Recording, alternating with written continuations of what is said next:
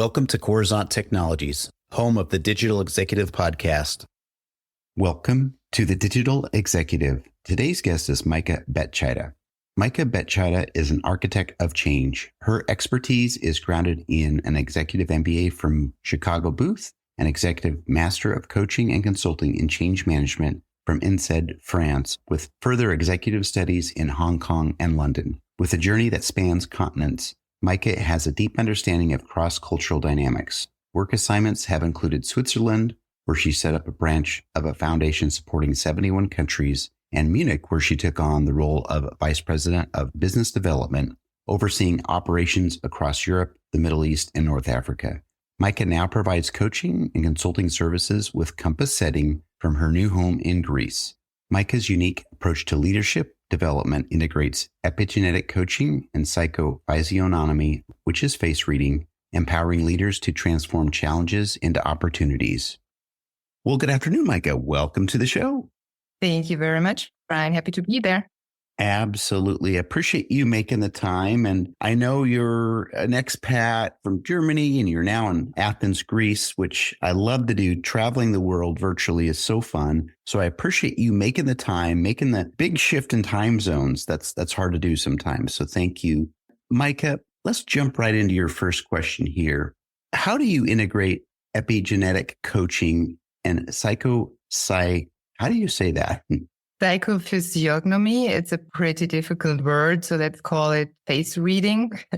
Thank you for helping me pronounce that. How do you integrate both those types of coaching and face reading into your leadership development programs? Can you share some specific examples on how these practices have transformed the leaders you work with? Absolutely. In my work with leaders so far, I've seen how tough the corporate world can be today, especially when it comes to burnout. It's a real risk nowadays because there's so much pressure. And that's exactly why I believe we need more holistic approaches to leadership and ones that help leaders stay adaptable and also emotionally intelligent, because all of that is asked from the leaders today.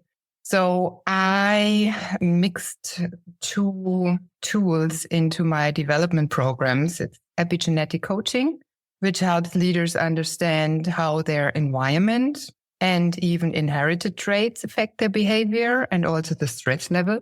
And by creating strategies tailored to their unique profiles, I can help them to become more effective leaders and also manage stress better to prevent the burnout. And when it comes to psychophysiognomy or face reading, and that's a totally fascinating way to gain insights into a leader's natural tendencies, qualities, or also resources. I can see emotional patterns and their communication style, which is important as a leader. And when they have a deeper self-awareness, they can adjust their approach. They can connect more authentically with their teams and also build their resilience, which I prefer to call prosilience, so that they have some tools on hand for future challenges. And it also helps actually with negotiation.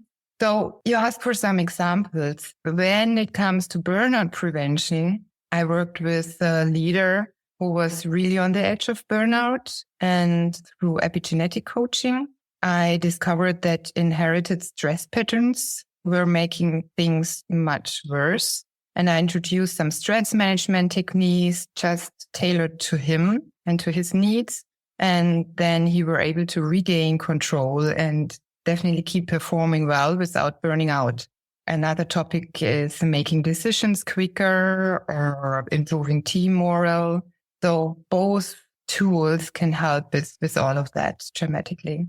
Thank you. I appreciate that. And, that's the one thing, and we've talked about it on the podcast here, is having some of those soft skills or some of that EQ. And it's not taught generally in any type of training or any schools. And it's something where a lot of times leaders get thrown into a position without this type of training. And I appreciate that you're doing something like this to help people get better, be more empathetic, but also learn ways not to burn out. So I appreciate that. And Micah, epigenetics is a fascinating field. How do you see the principles of epigenetics influencing leadership behavior and decision-making? What impact can understanding one's epigenetic profile have on their leadership style? That's a great question. Thanks, Brian. Epigenetics actually can give us really new ways to understand leadership by showing how our genes and our individual environment work together to shape our behavior and decisions. Because it's not just about our DNA, which we can't change, obviously, but it's also the huge impact how our past experiences and lifestyle influence the way we live and also lead. For example, leaders are, as I said, under a lot of pressure, and epigenetics can definitely help explain why some might be more impulsive or cautious. And if you have a leader with a heightened stress response, which you find out through the epigenetic analysis, they might find themselves making quick and reactive decisions, which is not always the best way.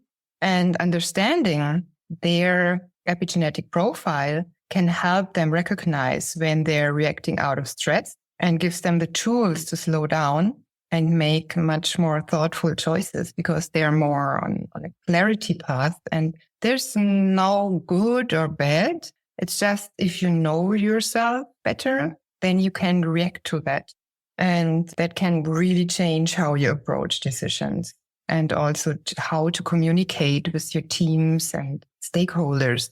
Thank you so much. I appreciate that. I think that's really important. And you highlighted a few things earlier as well, is the self-awareness and the fact that you can slow down and make better decisions. I really like that. And I hope more and more people catch on to this type of coaching because it's so needed in the corporate world. So I appreciate that.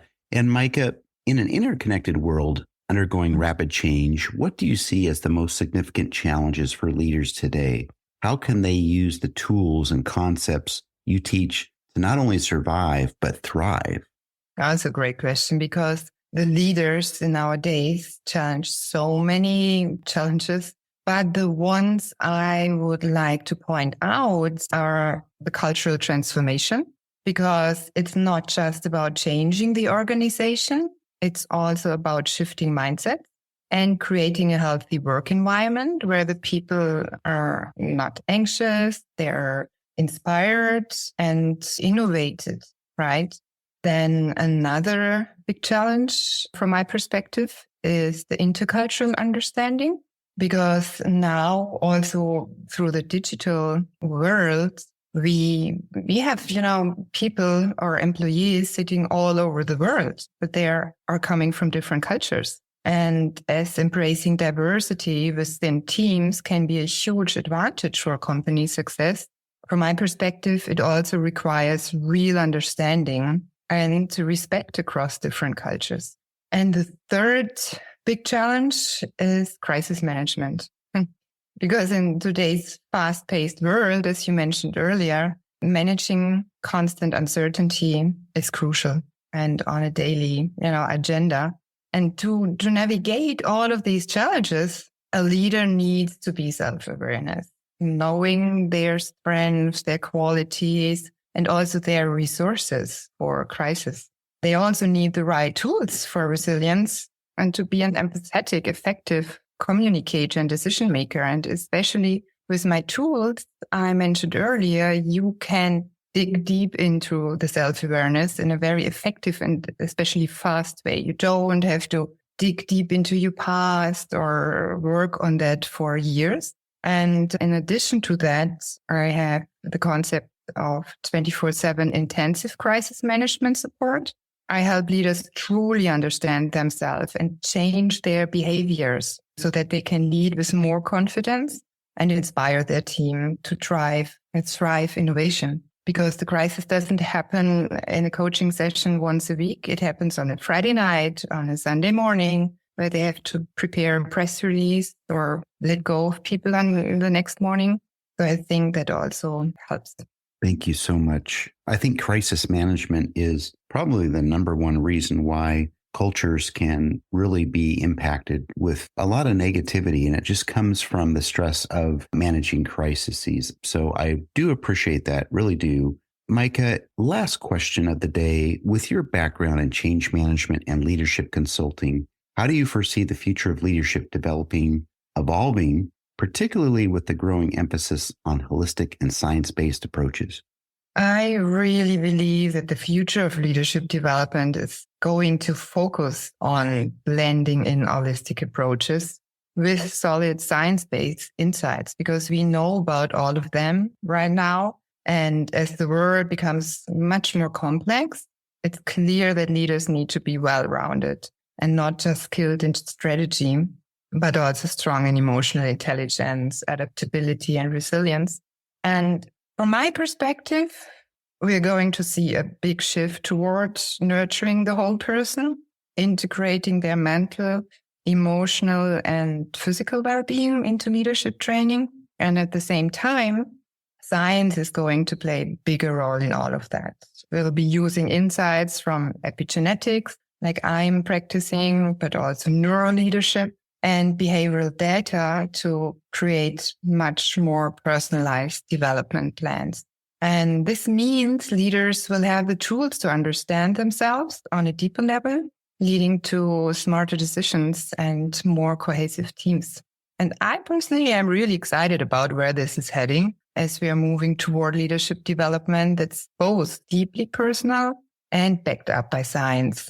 Yes, I'm very excited. I really love this. In fact, I would love to do a 2-hour session with you on the podcast for our audience someday, but this is just amazing. And as a leader, I've even struggled many times throughout my career leading large teams at high levels and high performing levels as well. This stuff is just really, really good. And it gets me inspired and excited because it's so important leading large teams. So I appreciate that. Micah, it was such a pleasure having you on today, and I look forward to speaking with you real soon. Thank you so much for having me. It was a real pleasure talking to you, Brian. Thanks a lot. Bye for now.